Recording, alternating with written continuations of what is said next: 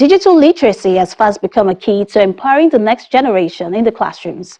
Schools are now prioritizing the development of technological skills and ensuring more students have access to quality digital education. I'll be engaging the CEO and co-founder of Schoola, Abdullahi Baturi, about the current state of digital literacy in Nigeria's education sector and how schools are integrating computer skills into their curriculum, as well as the positive impact this is having on students.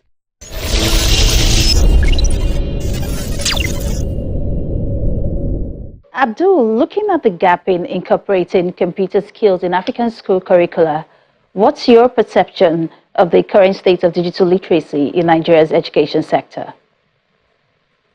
Well, according to the National Digital Literacy Framework, Nigeria has a target of achieving 95% digital literacy by the year 2030. However, many Nigerians still lack access to digital learning opportunities, and they face challenges such as poverty and inadequate distribution of infrastructure. NIDA and UNESCO are two organizations that are working to provide digital literacy education and skills for Nigerians, especially for adults and youth who have, been excluded from the formal education system.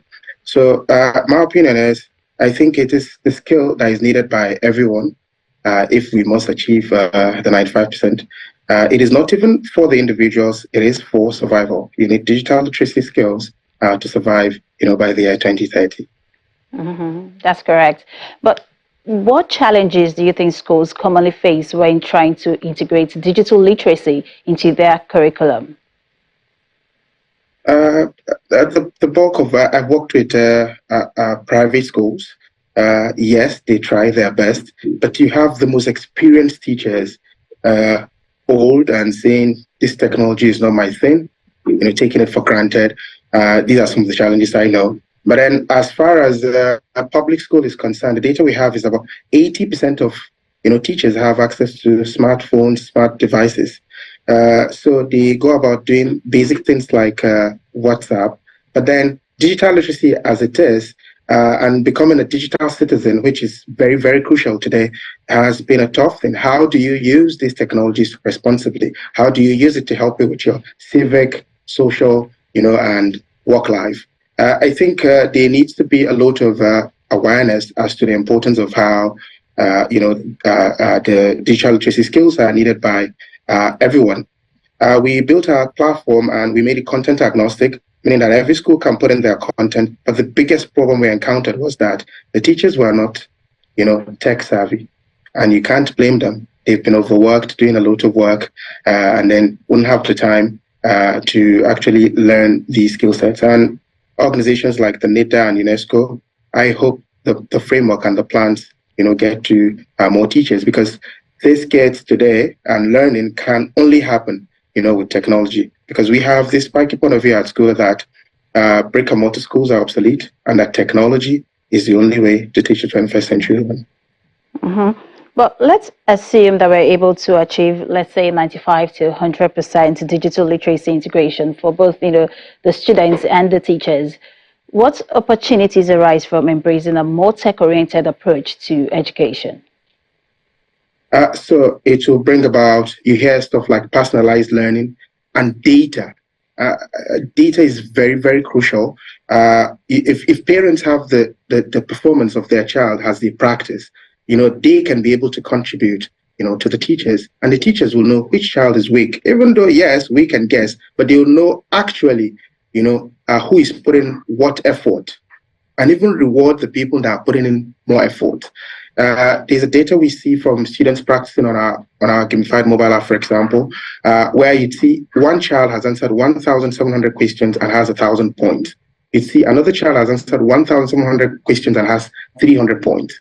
And I would say it will help the teachers understand that this person is willing to learn. The person that has answered 1,500 questions, and is at 300 points. And it will guide the teachers to offer tailored support, even group the students. And I think we are going to achieve far, far better than what we are getting today.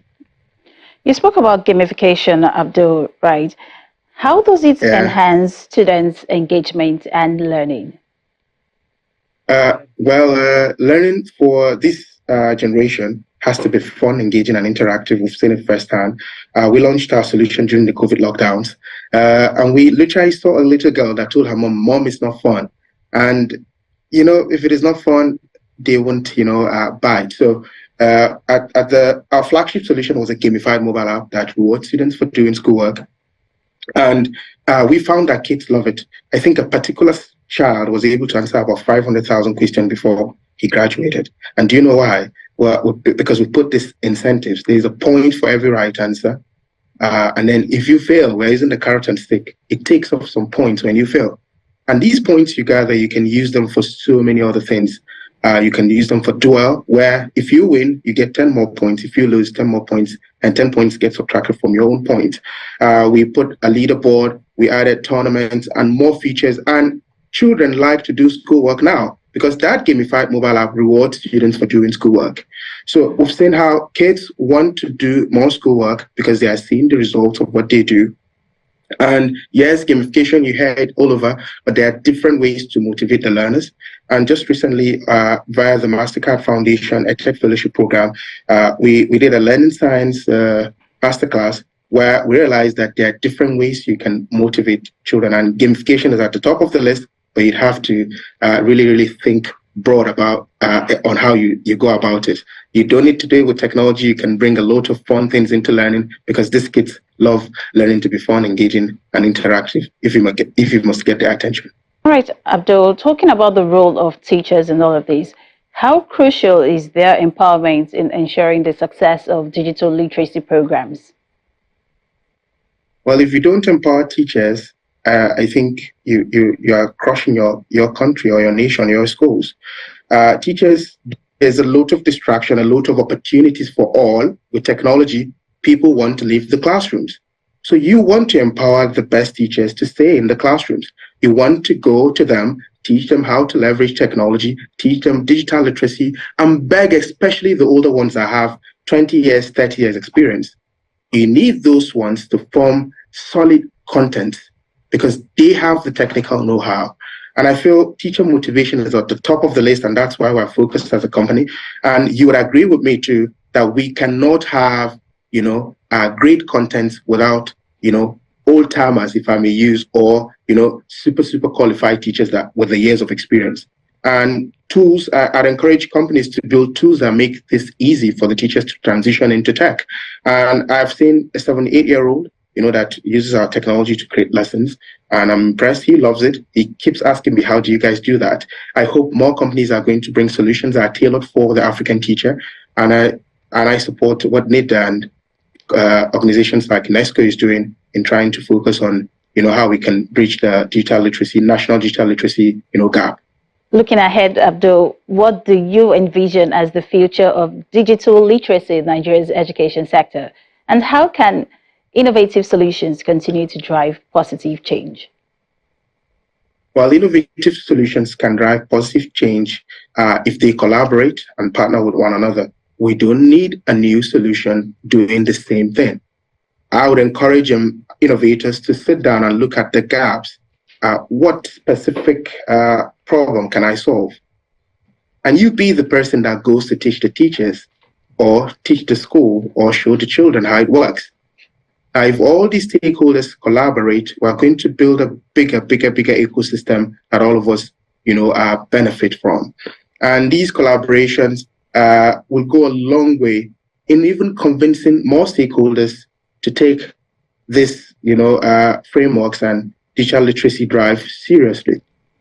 Now, if 90% or let's say 60 to 70% of teachers in schools, were certified that they are tech savvy or digitally literate, I think it helps the district or the government or, the local government or the state government to say, what, these people are coming to us with one voice, 70% of them, 70% strong, and we too have to adopt technology. And gradually, we're going to have better education for our kids, personalized learning, and we encourage and inspire the young generation that are supposed to be engineers, building stuff for the community.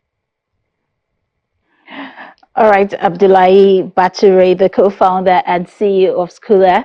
Thank you for that insightful conversation, and thank you so much for joining us on Tech Trends. Thank you very much. It's been an awesome conversation. Thank you very much.